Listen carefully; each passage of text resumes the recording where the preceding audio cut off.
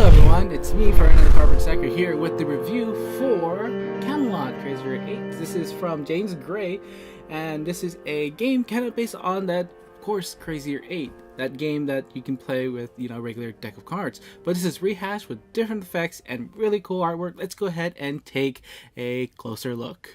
And before we move on, don't forget to hit subscribe and turn on that bell notification button to stay up to date with our videos.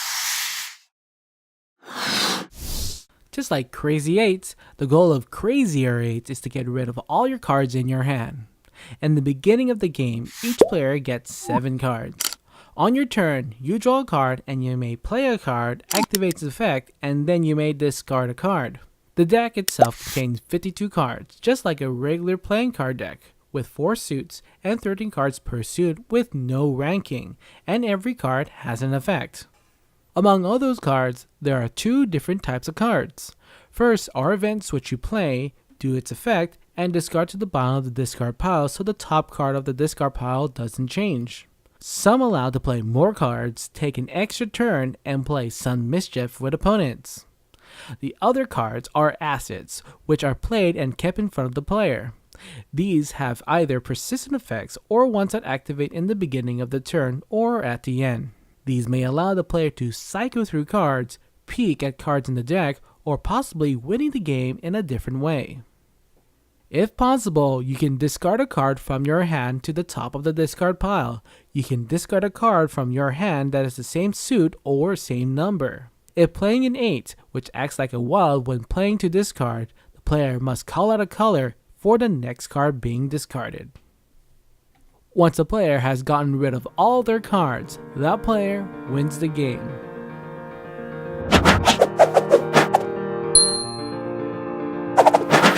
Alright, let's talk about the presentation, which I say is quite stellar how they put everything in together. First of all, the game art is really not original. There's some art that is original in the game, I believe, but most of them are from the public domain or borrowed from existing paintings.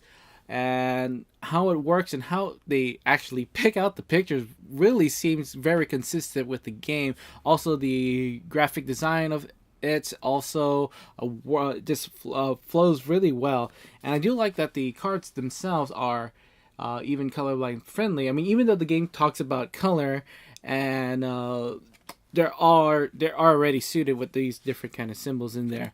The only thing that I really kind of didn't like is probably the this kind of coating on it. I mean, it is linen finish, which is I also very like. It makes it easier to shuffle, but it kind of dulls out kind of the brightness and the vibrance of the art.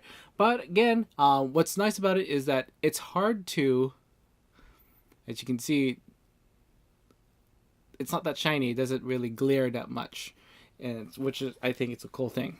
So Crazier 8 is a game that really brings back to life Crazy 8, the regular Crazy 8 game. I mean, Crazy 8, you're just going to just playing cards in there, but this one, you just have to think about some of the cards and their abilities, how you're going to play them. We do have, it's very still strongly focused as a Crazy 8's game, where you just have to win by discarding and have nothing in your hands. But all the things where the effects and the abilities that you have makes the game way more interesting. There are a lot of different cards in this game. I mean, it is your standard 52 card deck, and you can really just play this as a regular 52 card deck with like a traditional 52 card deck. But for the abilities that they have in there, that the effects that you can combo out of ways you can, manipulate cards, I think makes the game a step higher than, a step way higher than, say, you're just playing regular Crazy 8s. And a quick side of negative stuff is that the game can get a little repetitive. You're just gonna be playing cards and then drawing back cards up. Also, it kind of stabilize in its game state. What I mean here is that you have like certain combos of cards where your players will just get more cards, you kind of lose more cards, and you get more cards back, and so it kind of ebbs and flows in there. I mean, it does kind of push a little bit in the direction of there will be an ending, but I can see, and some games can take as long as, say, half an hour, and a game can just take 10 minutes. Now, for this kind of game, I really didn't like to take that aspect in there. There's some cards that in there kind of like forcing you to draw cards. I really don't like that. I think it also slows down the game. Or I mean, even though you get new cards that have special abilities, I think that it just slows down the game for me, and that because you're just be bogging down. I mean, you get new cards, you have to read those cards. It'll be on your turn, and then you have to check where those cards are, and that's kind of a little bogs down the game for me.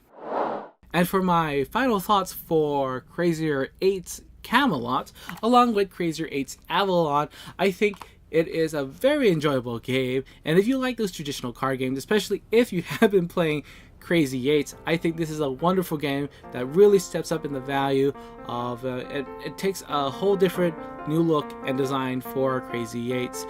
I find it very enjoyable, and I really like the presentation of all the art and stuff and how they actually put everything together to make a really nice looking game. This video has been brought to you by our sponsors on Patreon. Thanks for becoming a stacker and helping us keep this channel going. Visit our Patreon page to learn how you can too become a stacker. And thank you for watching. Come follow us on Twitter, like us on Facebook, and check out our website, thecardboardstacker.com. I'm Ferdinand the Cardboard Stacker, reminding you to keep on stacking games.